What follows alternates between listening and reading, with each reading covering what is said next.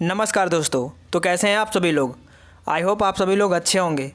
दोस्तों स्वागत है आप सभी का हमारे एक नए वीडियो में। दोस्तों इस वीडियो में हम बात करेंगे ब्रिटिश भारत के गवर्नर जनरल और वायसराय के बारे में।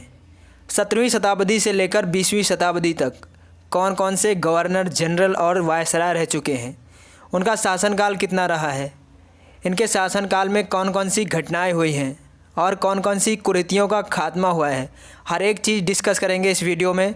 सो दोस्तों वीडियो शुरू करने से पहले प्लीज़ हमारे वीडियो को लाइक कर दीजिए और चैनल को भी सब्सक्राइब कर दीजिए, क्योंकि आप सभी के सपोर्ट की हमें बहुत ज़रूरत है। So guys let's begin the video. Bengal का गवर्नर जनरल, जिसका कार्यकाल 1773 से 1833 तक चला। जब ईस्ट इंडिया कंपनी भारत आई तो उसने बंगाल के गवर्नर जनरल पद के माध्यम से बंगाल पर अपना नियंत्रण स्थापित किया। बंगाल के पहले गवर्नर रॉबर्ट क्लाइव थे। अन्य प्रेसिडेंसी जैसे बॉम्बे एवं मद्रास के पास अपने स्वयं के गवर्नर थे। हालांकि रेगुलेटिंग एक्ट 1773 के पारित होने के बाद बंगाल के गवर्नर का पद बदलकर बंगाल का गवर्नर जनरल रख दिया गया। बंगाल के पहले गवर्नर जनरल वारेन हेस्टिंग्स थे। इस अधिनियम यानी कि रेगुलेटिंग एक्ट 1773 के माध्यम से बॉम्बे एवं मद्रास के गवर्नर ने बंगाल के गवर्नर जनरल के अधीन कार्य किया। भारत का गवर्नर जनरल, जिनका कार्यकाल 1833 से 1858 तक चला। चार्टर एक्ट 1833 के द्वारा बंगाल के गवर्नर जनरल का पदनाम पुनः बदलकर भारत का गवर्नर जनरल कर दिया गया। भारत के पहले गवर्नर जनरल विलियम बेंटिक हुए। यह पद मुख्य रूप से प्रशासनिक उद्देश्यों के लिए था। इसे ईस्ट इंडिया कंपनी के कोर्ट ऑफ डायरेक्टर्स को रिपोर्ट करना था। इसके बाद वायसराय का शासन लागू हुआ। 1858 से 1947 तक चला। वर्ष 1857 के विद्रोह के बाद कंपनी के शासन को समाप्त कर दिया गया और अब भारत ब्रिटिश ताज के सीधे नियंत्रण में आ गया। इसके बाद गवर्नमेंट ऑफ इंडिया एक्ट 1858 पारित हुआ, जिसने भारत के गवर्नर जनरल का नाम बदलकर भारत का वायसराय कर दिया गया। वायसराय को सीधे ब्रिटिश सरकार द्वारा नियुक्त किया गया था। भारत के पहले वायसराय लॉर्ड कैनिंग हुए।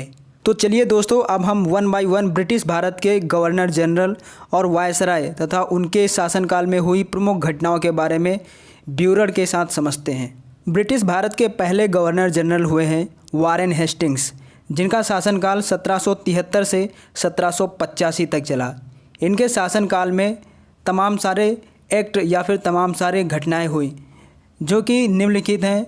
जैसे रेगुलेटिंग एक्ट जो 1773 में पारित किया गया, पीटर्स इंडिया एक्ट 1784 में पारित किया गया, 1774 का रोहिला युद्ध भी इन्हीं के शासनकाल में हुआ। 1775 टू 1782 तक प्रथम मराठा युद्ध और 1782 में सालबाई की संधि इन्हीं के शासनकाल में हुई। 1780 से लेकर 1784 में दूसरा मैसूर युद्ध भी इन्हीं के शासनकाल में हुआ। इसके बाद दूसरे गवर्नर जनरल लॉर्ड कॉर्नवालिस हुए, जिनका शासनकाल 1786 से लेकर 1793 तक हुआ और इनके शासनकाल में 1790 से 1792 के बीच तीसरा मैसूर युद्ध इन्हीं के शासनकाल में हुआ। श्रीरंगपट्टनम की संधि 1792 में हुई। कॉर्नवालिस कोड जो कि 1793 में पारित हुआ। बंगाल का स्थायी बंदोबस्त 1793 में पारित किया गया। तीसरे गवर्नर जनरल लॉर्ड वेलेस्ली का नाम आता है, जिनका शासनकाल 1798 से लेकर 1805 तक रहा। इनके शासनकाल में सहायक संधि प्रणाली का परिचय 1798 में हुआ। चौथा मैसूर युद्ध जो कि 1799 में हुआ। दूसरा मराठा युद्ध भी इन्हीं के शासनकाल में हुआ। ब्रिटिश भारत के चौथे governor general Lord Minto first हुए, जिनका शासनकाल 1807 से लेकर 1813 तक रहा। इनके शासनकाल में रणजीत सिंह के साथ अमृतसर की संधि जो कि 1809 में हुई थी। ब्रिटिश इंडिया के अगले गवर्नर जनरल में नाम आता है लॉर्ड हेस्टिंग्स का, जिनका रूलिंग टाइम रहा 1830 टू 1823 और इनके रूलिंग टाइम में एंग्लो नेपाल युद्ध जो कि 1814 से 1816 तक चला और सुगौली की संधि 1816 में इन्हीं के शासनकाल में हुई। इन्हीं के शासनकाल में तीसरा मराठा युद्ध जो कि 1817 टू 1819 तक रहा और मराठा परिसंध का विघटन भी इन्हीं के शासनकाल में हुआ। इन्हीं के शासनकाल में रैयतवाड़ी प्रणाली की स्थापना 1820 में की गई। अगले ब्रिटिश भारत के गवर्नर जनरल के रूप में नाम आता है लॉर्ड एमहर्स्ट का, जिनका टाइम पीरियड 1823 टू 1828 तक रहा। और इनके शासनकाल में पहला बर्मा युद्ध यानी कि फर्स्ट म्यांमार युद्ध 1824 टू 1826 तक चला। नेक्स्ट ब्रिटिश इंडिया के गवर्नर जनरल में नाम आता है लॉर्ड विलियम बेंटिक का, जिनका रूलिंग टाइम 1828 टू 1835 तक रहा। इन्हीं के शासनकाल में सबसे बड़ी कुरीति यानी कि सती प्रथा का अंत हुआ, जो कि 1829 में समाप्त की गई। 1833 का गवर्नमेंट ऑफ इंडिया एक्ट इन्हीं के शासनकाल में पारित हुआ।